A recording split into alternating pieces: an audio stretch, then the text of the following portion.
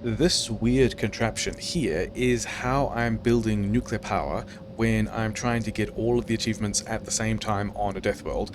It's pretty well ratioed overall, like all of this, the number of exchanges and turbines is pretty well ratioed to 3 reactors. I think the third reactor during the run before the rocket is probably a misplay because we only need to fuel 2 of them.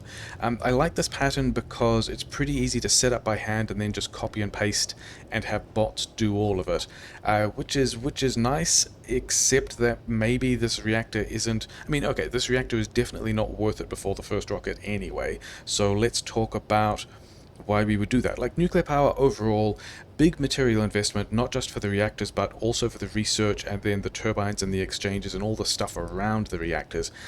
That's great overall, but still, is it worth paying that investment before the first rocket? No, but I'm going to anyway for a couple of reasons. Let's talk about what those are.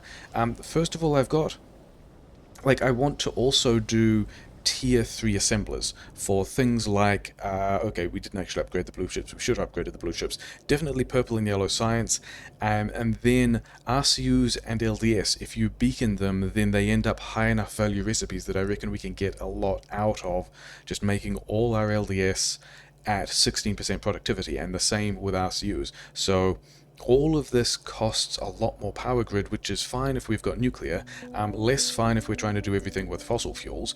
So that's kind of, I mean, we don't necessarily need to do these either. Speedruns will just do all of this from tier 2 assemblers, even without any productivity bonus. So where am I stuck on the thing? I guess the other part of this is, like, I've already got a Deathworld speedrun, which was about 5 hours long, which is not even fast by speedruns these days, which does everything with just normal fossil fuel power. Yeah, bit of coal, bit of solid fuel, it's all fine, and like that already gives me 3 hours headroom to be doing things with Lazy Bastard and putting trains on the map and stuff like that. Train is over there somewhere, whatever.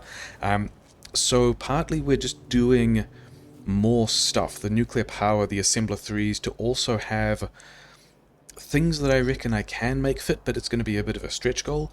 But also, there are other people who have already done this 100% Deathworld launcher rocket got lab lazy bastard challenge, also with just fossil fuel power grid and tier 2 assemblers.